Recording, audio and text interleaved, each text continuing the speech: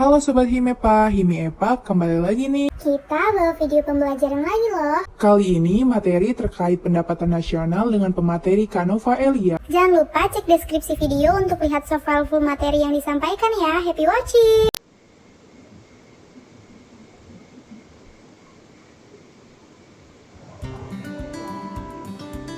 Assalamualaikum warahmatullahi wabarakatuh. Di pinggir kali ada Gali dan Ratna. Di sebelahnya ada ibu dan ayah Rifat.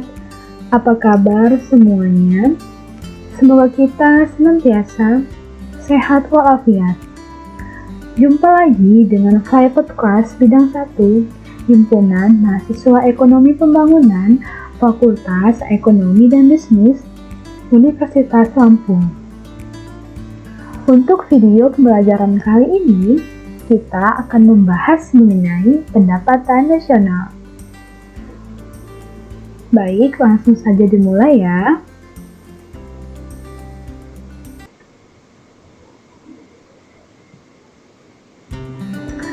Yang pertama kita akan membahas mengenai konsep-konsep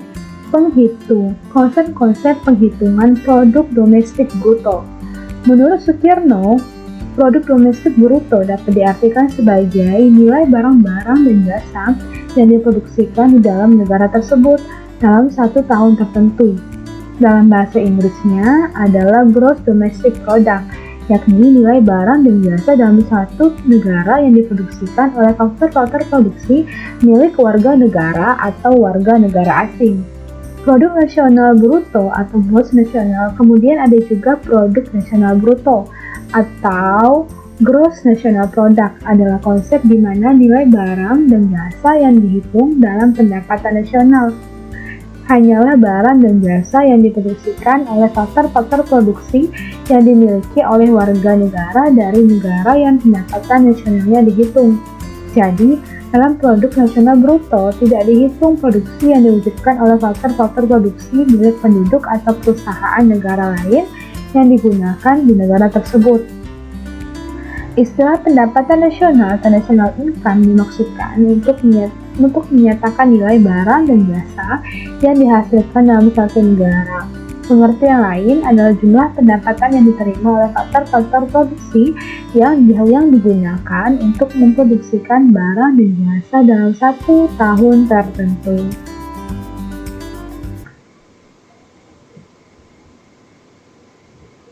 Maaf.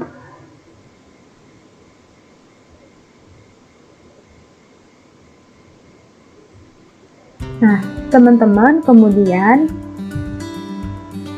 pendapatan nasional sendiri itu dapat dihasilkan dari nilai barang dan jasa dengan menggunakan harga berlaku, harga tetap, harga pasar, dan harga faktor.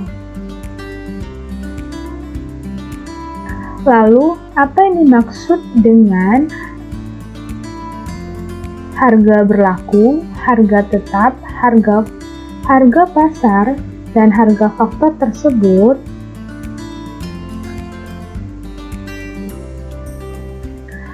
Harga berlaku adalah nilai barang dan jasa yang dihasilkan dalam suatu negara dalam satu tahun dan nilai menurut harga yang berlaku pada tahun tersebut.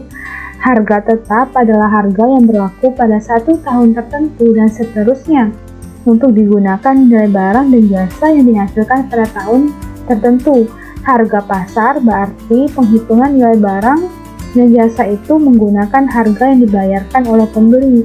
Sedangkan harga faktor adalah harga yang dinilai tergantung pada jumlah pendapatan faktor-faktor produksi yang digunakan untuk menghasilkan barang tersebut.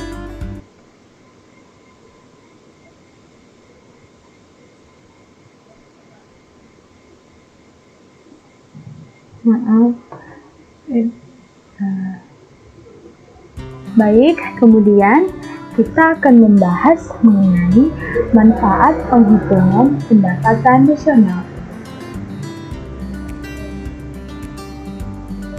Menentukan tingkat pertumbuhan ekonomi yang dicapai suatu negara dari tahun ke tahun merupakan salah satu kegunaan penting dari pendapatan nasional.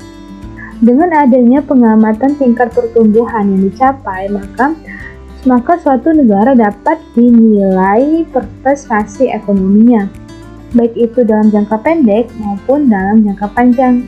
Kesuksesan kegiatan ekonomi tersebut juga dapat dibandingkan dalam mengendalikan dan membangun perekonomian negara tersebut. Bahkan juga dapat sebagai pembanding dengan negara-negara lainnya. Menurut Ratu Mayrisa, manfaat penghitungan pendapatan nasional itu ada dua. Yang pertama, data pendapatan nasional pada satu tahun tertentu memberi gambaran tentang tingkat kegiatan ekonomi negara yang dicapai dan nilai output yang diproduksi, komposisi dari perbelanjaan agregat, sumbangan berbagai sektor dalam mewujudkan pendapatan nasional, dan taraf kemakmuran yang dicapai. Yang kedua, dapat membandingkan data pendapatan nasional dari tahun ke tahun akan memberikan gambaran tentang tingkat pertumbuhan ekonomi, perubahan struktur ekonomi, dan peningkatan taraf kemakmuran masyarakat.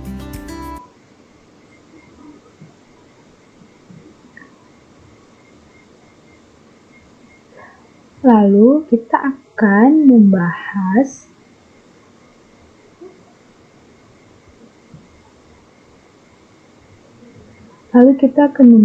mengenai pendapatan per kapita. Apa yang dimaksud dengan pendapatan per kapita?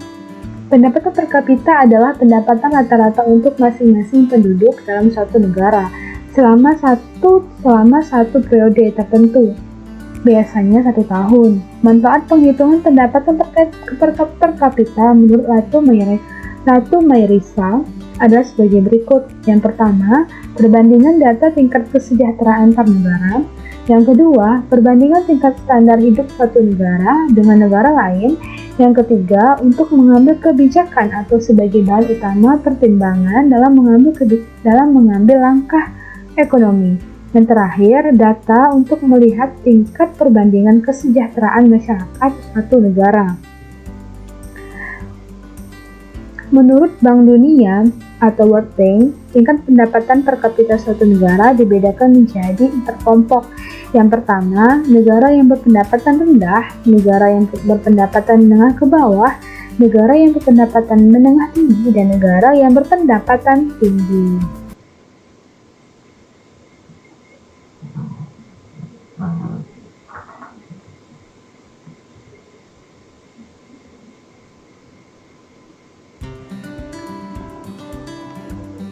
Lalu, apa penyebab pendapatan per kapita, di mana sebagai barometer untuk mengukur taraf hidup rata-rata masyarakat, tetapi masih memiliki kekurangan? Penyebabnya yang pertama, tingginya pendapatan per kapita suatu negara dalam perhitungannya kurang memperhatikan aspek pemerataan distribusi pendapatan dan harga barang keperluan sehari-hari. Yang kedua, tingginya pendapatan per kapita belum tentu mencerminkan secara realistis tingkat kesejahteraan masyarakat, karena ada faktor-faktor lain yang sifatnya relatif atau sangat subjektif sehingga sulit diukur tingkat kesejahteraannya. Yang ketiga, tingginya pendapatan per kapita tidak menjelaskan mengenai masalah pengangguran yang ada serta berapa lama seorang itu bekerja.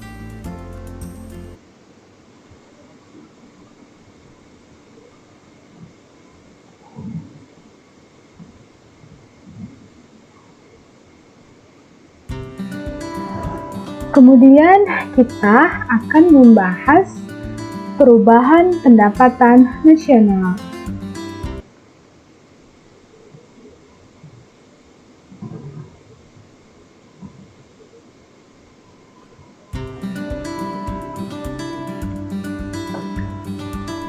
Terdapat 4 komponen yang mempengaruhi pergerakan naik atau turunnya pendapatan nasional.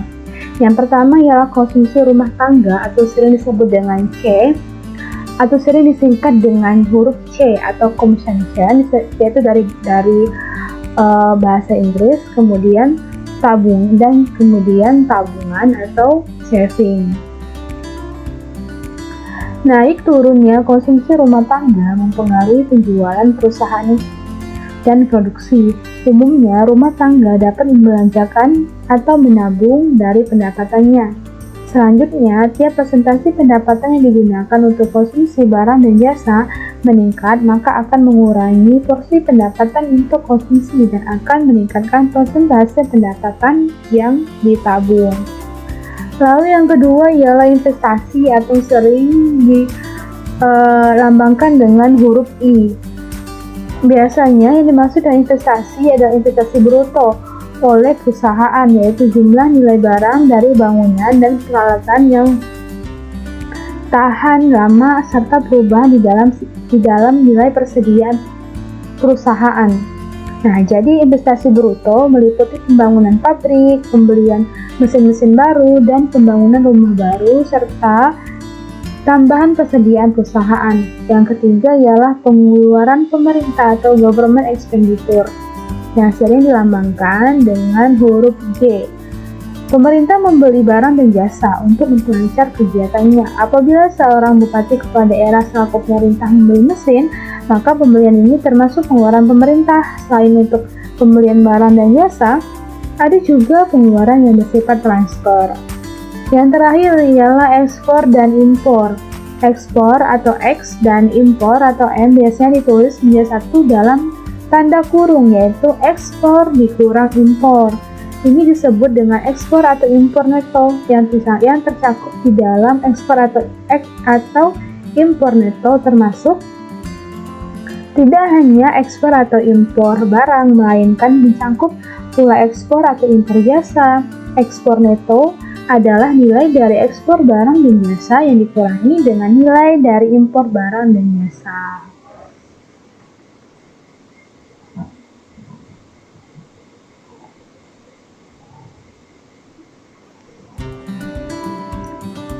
Kemudian yang akan dibahas selanjutnya ialah penghitungan pendapatan nasional. Ada 3 pendekatan dalam penghitungan pendapatan nasional. Yang pertama ialah pendekatan produksi atau pendekatan nilai tambah. Produk neto berarti nilai tambah dalam satu proses produksi. Cara pertama untuk menghitung pendapatan nasional dengan pendekatan produksi yaitu menghitung pendapatan nasional ini dengan cara menghitung atau menjumlahkan nilai tambah yang diwujudkan oleh perusahaan di berbagai lapangan usaha perekonomian. Penggunaan cara ini dalam menghitung pendapatan nasional mempunyai tujuan penting.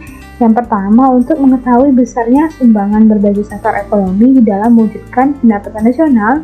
Yang ketiga, sebagai salah satu cara untuk menghindari penghitungan 2 kali, yaitu dengan hanya menghitung nilai produksi neto yang diwujudkan pada berbagai tahap proses produksi. Yang kedua ialah pendekatan pendapatan.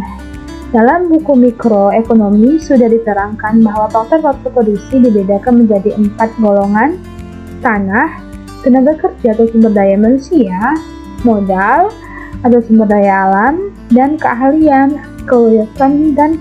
kewirausahaan atau skill. Apabila faktor produksi ini digunakan untuk mewujudkan barang dan jasa, akan diperoleh berbagai jenis pendapatan, yaitu tanah dan harta tetap lainnya memperoleh sewa. Tenaga kerja memperoleh gaji dan upah, modal memperoleh bunga, dan keahlian kewirausahaan atau skill memperoleh keuntungan. Yang terakhir adalah pendekatan pengeluaran. Pendekatan dengan pengeluaran ini sering digunakan dalam penghitungan pendapatan nasional. Dalam menghitung pendapatan nasional berdasarkan pendekatan pengeluaran untuk barang dan jasa, yang caranya ialah dengan menghitung pengeluaran untuk barang dan jasa yang diproduksi dalam perekonomian yang dibagi dalam per komponen, yaitu konsumsi rumah tangga atau C yang sering dilambangkan huruf C, lalu pengeluaran pemerintah yaitu dilambangkan huruf G, kemudian pembentukan modal sektor swasta yang sering dilambangkan dengan investasi atau sering disebut investasi dan dilambangkan dengan I, dan yang terakhir ialah ekspor bersih yaitu ekspor dikurangi impor atau X dikurangi M.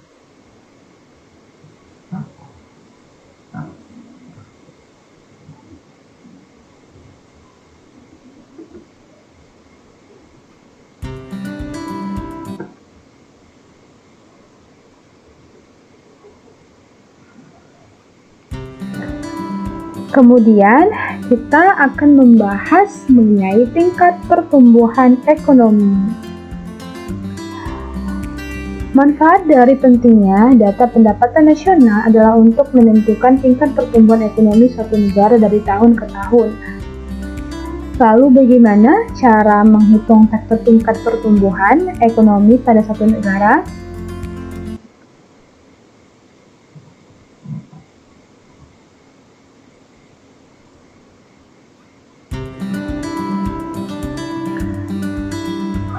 Teman-teman semua, berikut adalah rumus cara menentukan tingkat pertumbuhan ekonomi, yaitu G sama dengan PN real 1 dikurang PN real 0 dibagi PN real 0 dikali 100. Nah, G itu menunjukkan tingkat pertumbuhan ekonomi biasanya dalam bentuk persen. Nah, kemudian PN real 1 merupakan pendapatan nasional pada tahun yang bersangkutan atau tahun yang dihitung. Kemudian PN real N adalah pendapatan nasional pada tahun sebelumnya atau PN real 0 ini ya. Jadi ini sudah disebut dengan PN real 0, pendapatan nasional pada tahun sebelumnya. Nah, kemudian HI kemudian ada juga HI, indeks harga atau gross national product deflator pada tahun N. Nah, ini digunakan dalam menentukan produk nasional, dalam menentukan pendapatan nasional real N atau pada pendapatan nasional pada tahun yang dihitung. Jadi bagaimana cara merumus dan bagaimana cara untuk mencarinya, yaitu 100 dibagi HIN atau indeks harga, yaitu GNP deflator pada tahun N dikali pendapatan nasional masa kini.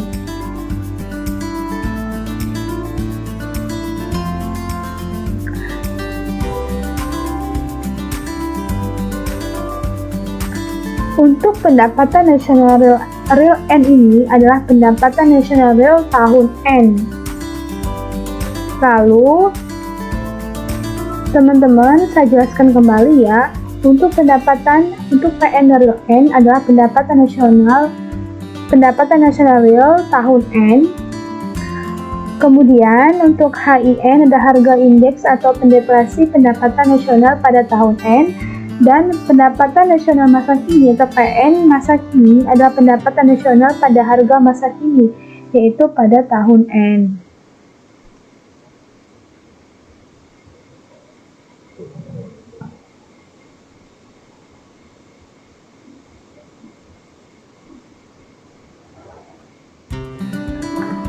Baik, teman-teman, semuanya, sekian video pembelajaran dari HIMEPA, yaitu mengenai pendapatan nasional.